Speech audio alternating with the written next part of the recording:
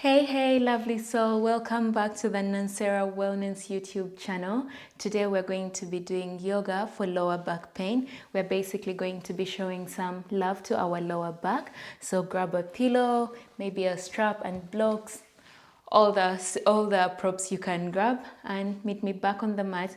If you're new here, kindly subscribe to the channel, and if you like this video, give it a thumbs up, share your opinion in the comment section, show some love, say hi, and let's get started. We're going to start in a child's pose. Bring your pillow between your legs and thighs, resting on it, rounding your back. Relax your forehead into the mat. Belly is resting on your thighs, and breathe.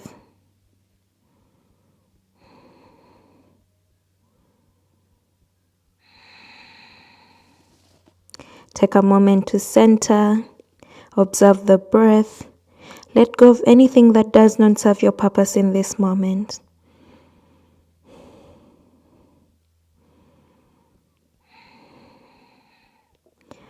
Take a moment to set an intention for your practice. And if you feel like this is too much on your knees, please feel free to lift up. Maybe tuck the toes or completely let go of the pose. And when you're ready, slowly coming up into a tabletop. Maybe move the pillow to the side. Palms are hip distance apart, palms are shoulder distance apart, knees are hip distance apart. From here, we're going to arch the spine, looking up and round. Bring the chin to the chest. Breathe in, arching for a cow pose. Breathe out, round for a cat. Inhale, moving at your own pace. Exhale. Last round, inhale, send the tailbone skyward.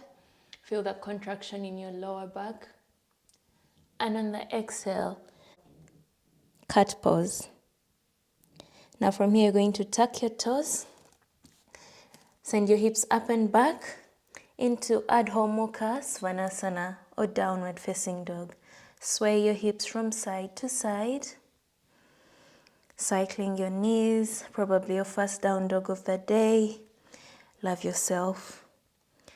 And from our downward facing dog, we're going to peel the heels of the mat, roll forward, shoulders come above the wrists, and release the lower back into the mat, towards the mat. Bend the knees, send the hips up and back, downward facing dog. Inhale, heels up, roll forward, release, knees back for your spinal roll, downward facing dog.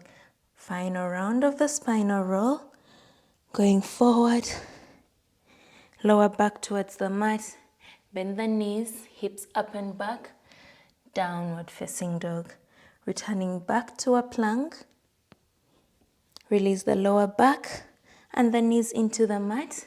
Maybe untuck your toes. And from here, we're going to come onto our elbows.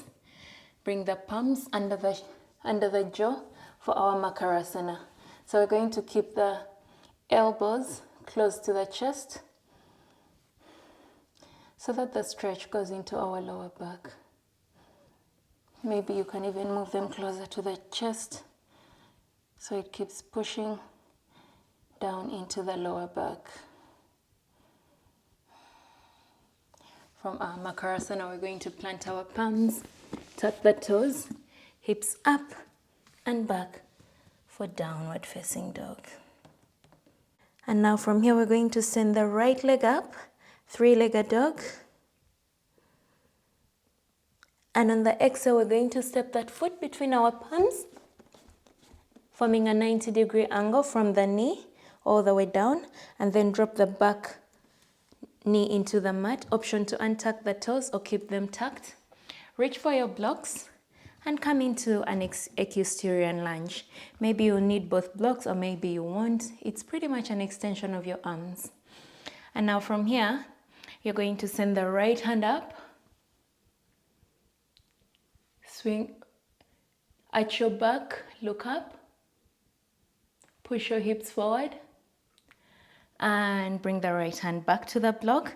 And now you're going to swing the left hand all the way to the right, drawing a circle all the way back, looking back and up, and then swing it all the way forward, returning to the block. And now the right hand goes to the left. Follow your fingers with your gaze all the way back and swing, returning back to the block. Left hand swings to the right, looking up and back, following your fingers, and swing all the way back. And right hand swings back to the left and slowly coming back all the way to the block. And now from here, you're going to move your blocks maybe to the side again. Plant your palms, lift the foot up and step back for plank pose.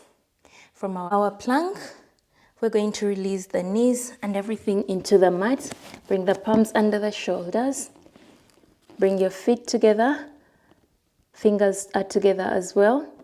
And lift up to the side. Turning to the left side. Back into center, Bhujangasana. And then to the right side. Into center. To the left. Through center, to the right, and all the way back. Release, tuck the toes, lift the hips up and back for downward facing dog. Beautiful. Inhale, left leg goes up. Exhale, step the left foot between the palms. Again, drop the back knee into the mat. Reach for your blocks, bring them to frame your left foot. And we're going to send the left hand up and back. Send your hips forward. Adjust your foot if you need to. So the knee is at a 90-degree angle. And bring the hand all the way back. Inhale, right hand swings to the left and back, following your fingertips with your gaze. And return hand to block. Left hand swings all the way to the right and back. And return. Don't forget your breath. Right hand goes to the left. All the way back. Left hand goes to the right. And all the way back. And from here, you're going to move your blocks away. Send the foot back for plank pose. Release the knees into the mat. And everything comes down. From here, you're going to turn around and come onto your back. We're going to go into Setu Bandha Svanangasana or bridge pose. Reach for your ankle joints if that's possible. Your feet are hip distance apart. And now from here, we're going to peel the lower back off the mat. Push the hips up. Bring the knees close together. Stay for 5 breaths. You can do this. Squeeze your glutes. And slowly release everything back into the mat. 2 recovery breaths. And again, lift up. Maybe this time you're going to come onto your shoulder blades, interlacing your fingers and push even deeper. Knees together. And slowly release. Release your shoulders. And maybe this last time, you're going to reach for the ankle joints. And also please remember you have the option to do the first 2 variations. I just want to provide options in case you want to journey and explore. And again, lift up. Come onto your shoulders. Push. Draw the knees towards each other.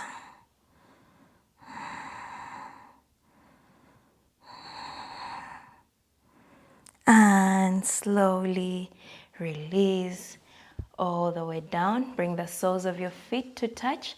Open your knees out into a reclined butterfly. Maybe one hand rests on the belly, the other hand rests on the heart. Breathe. releasing the lower back into the mat. With every exhale, you let go of any tension that you're still holding on to. In yoga, we believe our hips to be the store of all our emotions. So every time you feel overwhelmed emotionally, go into a hip opener, something like this, to let it all go. And be mindful of thoughts as they arise, but just like passing clouds, let them go, no attachment. And now from here, you're going to bring your knees towards your chest, interlace your fingers on the outer arches of the feet. And now you're going to start drawing the feet towards your pubic bone or your pelvis while you open the knees. Lengthen your elbows. If it's not accessible for you, your strap acts as an extension of your arm. Use that. Feet draw towards the glutes, opening into the knees. Breathe. And slowly release. Strap to the side. Lengthen your left leg. Pull your right knee into your chest for Adha Uttanasana. And now from here, we're going to send that knee all the way to the left. Right shoulder stays glued into the mat while that knee moves to the left. It's okay if the knee stays lifted. If you want, you can even grab your block for your knee to rest. But I insist on keeping the shoulder grounded, so that way we are reaching for the lower back.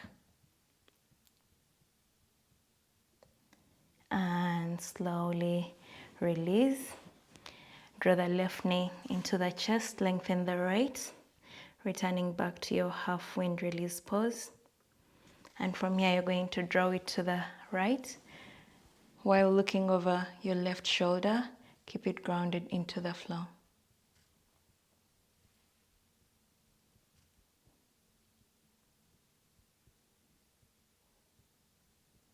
And back to center. Bend your knees, hug them to your chest, come into Uttanasana. Lower back is grounded into the mat. And from here, we're going to lift up, bring our forehead towards our knees to release some wind to fat. And slowly release. Reach for your pillow. Bring it under your knees. And now we're going to rest our legs with the pillow, or if you want, you can even make it higher. Get creative. The higher it is, the better for you, because then it really grounds the lower back into the mat.